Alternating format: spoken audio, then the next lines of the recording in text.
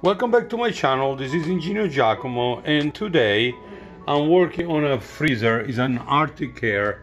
It's not one of the best freezer I've ever seen, but it's okay. It has a Dixel control, it's pretty good. Can be calibrated for defrost times and all that.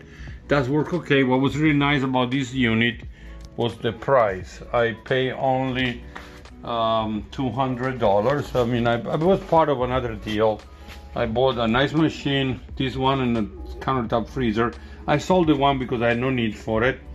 But just recently my fan motor went bad, so you know the only way to run it would be to put, and I did that, to put a blower motor in front of it, so I can, until I got the part. I did bought the part, and the video will show how to replace it. Actually, this is the model of the freezer. It's been working honestly pretty impressively good, considering it's a budget freezer. It's not, I think it's made in China, yeah. It's not one of those true or very fancy brand, but it's pretty similar in the way it's made. Let me turn it on, and but capacity is okay. Like I said, I was surprised, never really had many problems besides the motor failing now. And the coils are a little kind of undersized, I think, for the size of the freezer, but it does work okay because it is in a kitchen environment. I removed the front grill. I do have that too. So anyway, that was my total cost, $200. Today, the first money I put into this one to repair it is like $70 for the motor, because it's stuck. It doesn't spin at all. I removed the screw. As you're gonna see, this one slide out. You got to be very careful when you do that, and you can access the motors for screw holding it. I will replace that, and then we go. But beside that, no issues. Okay, and today we are fixing this Arctic Air commercial freezer with a bad condensing fan motor. And then of course there's another fan inside on the evaporator, but that's working okay.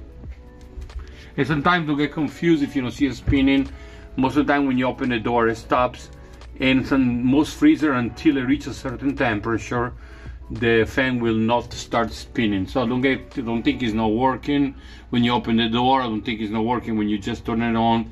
It has to reach a certain amount of temperature on the coils before it kicks in. Okay, so now we are replacing the condensing fan motor. Is very important. It's a vital part of any kind of refrigeration. Is want to keep your air circulating, so the coil can actually remove all the heat from the inside the cabinet. And my fan motor, my condensing fan motor, went bad. I gotta replace him. I had to wait a few days. Like I say, I used a temporary blower on it. It was able to do the job fine, actually. Pretty good considering it was working very well. My motor is here. Now we're gonna replace. I have my friend Am here. He's gonna help me. Anyway, now we remove out the condensing unit. It slides out like in most refrigeration. You have to be careful not to break the lines, the copper line. They're kind of flexible, but you have just so much leeway. And we put something as a support underneath because we don't want it to slide out of the truck, holding it in place. So let's get moving with that. So the whole assembly came out. You know, like I said, there is 4 screws holding it in place. It's like the grill where the motor is mounted. There is the new replacement motor, and actually amazing, it's made in Canada. The motor is here. We're gonna replace it right now, put it back in service.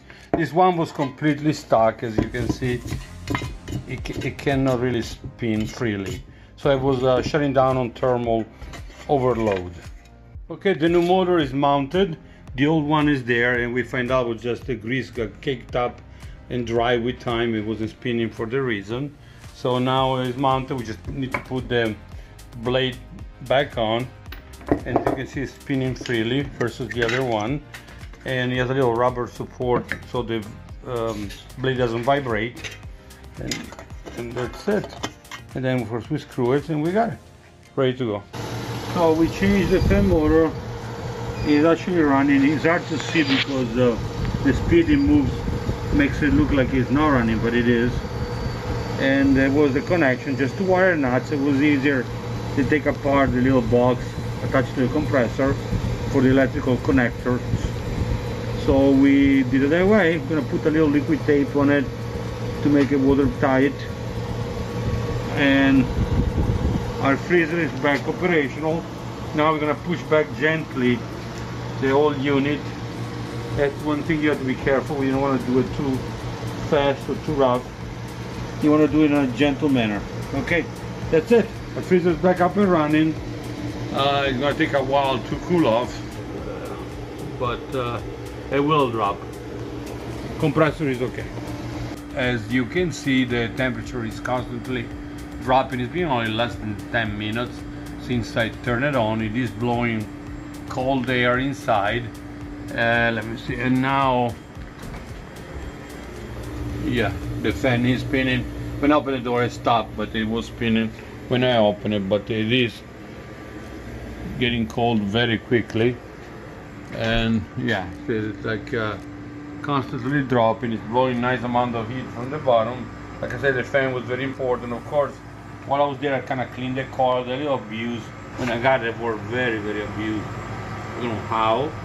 They were full of grease. You know, there's somebody, I don't know what they did. I tried to clean it with something too rough, so I straightened the coils up as much as I could. I should have a nice brush now, but this air goes through pretty good. Like I said, no problem reaching the temperature of 0 below, -7, -10, no problem whatsoever. So the freezer is working now. Was an easy fix, cost me $72 with taxes, 73, but it was well worth it. I think we're gonna be fine for a while. Thanks again for watching. This is Ingenious Giacomo, and please thumbs up and subscribe if you can.